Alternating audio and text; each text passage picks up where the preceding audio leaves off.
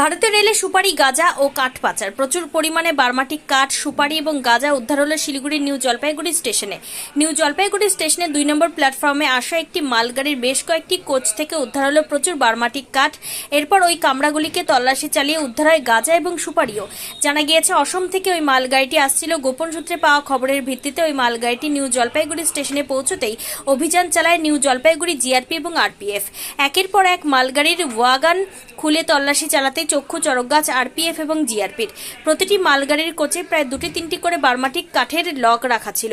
অসম থেকে হাওড়ার দিকে যাচ্ছিল এই মালগাড়িটি। ভারতীয় রেলের কোচে কি করে চোরাই কাঠ উঠল তা নিয়ে বড়সড় প্রশ্ন উঠেছে। ভারতীয় রেলের কর্মীদের নজর এড়িয়ে মালগাড়ির কোচে এত পরিমাণ কাঠ, গাঁজা এবং সুপারি উঠল কি করে তা নিয়ে প্রশ্ন রয়েছে। পাশাপাশি অসম থেকে নিউ জলপাইগুড়ি পর্যন্ত জিআরপি এবং আরপিএফ এর নেটওয়ার্ক নিয়েও প্রশ্ন উঠেছে। আজ সকাল ঠিক 11টা নাগাদ নিউ জলপাইগুড়ি স্টেশনে 2 নম্বর প্ল্যাটফর্মে এসে দাঁড়ায় এই মালগাড়িটি। তখনই আরপিএফ এবং জিআরপির বিশাল টিম রেলের কর্মীদেরকে নিয়ে ওই মালগাড়ির প্রতিটি কোচ খুলে তল্লাশি চালায়। আর তখনই ধরা পড়ে ভারতীয় রেলের মালগাড়িতে পাচার হচ্ছে বার্মাটিক কাঠ। এক একটি কাঠের লগের মূল্য লক্ষাধিক টাকা বলে জানা গিয়েছে। উদ্ধার হওয়া মোট কাঠের মূল্য কয়েক কোটি টাকা বলে অনুমান আরপিএফ এবং জিআরপির। এই মালগাড়িটিতে অন্যান্য পণ্য সামগ্রী পাশাপাশি পাচার হচ্ছিল সুপারি, গাঁজা এবং কয়েক কোটি টাকার কাঠ বলে জানিয়েছে নিউ জলপাইগুড়ি জিআরপি এবং আরপিএফ। তবে এই কর্মকাণ্ড রেল, জিআরপি, আরপিএফ এর নজর এড়িয়ে অসমে কিভাবে ঘটাতে সক্ষম হলো কাঠ পাচারকারীরা তা তদন্ত শুরু করেছে জিআরপি এবং আরপিএফ এর পাশাপাশি রেল দপ্তর।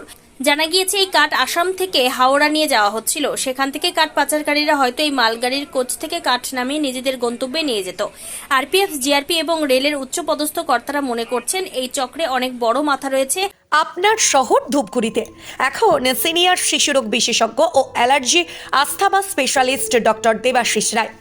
রোগী দেখেন doctor Debashis Roy's child care and allergy asthma সেন্টারে। এখানে শিশু ও নবজাতকের সুচিকিৎসা ও ভ্যাকসিনেশন করা হয়। এছাড়া বড়দের ও ছোটদের অ্যালার্জি ও শ্বাসকষ্টের পরীক্ষা ও চিকিৎসা করানো হয়।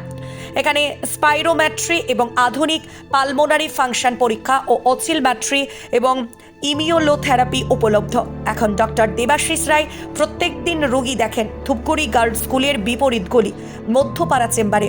রোগী দেখার সময় জানার জন্য যোগাযোগ করুন 9332050468 অথবা 9732822677 এই নম্বরে। মনে রাখবেন এখন আপনার শহর ধূপগুড়িতে সিনিয়র শিশুরোগ বিশেষজ্ঞ ও allergy asthma specialist doctor Debashis রায়।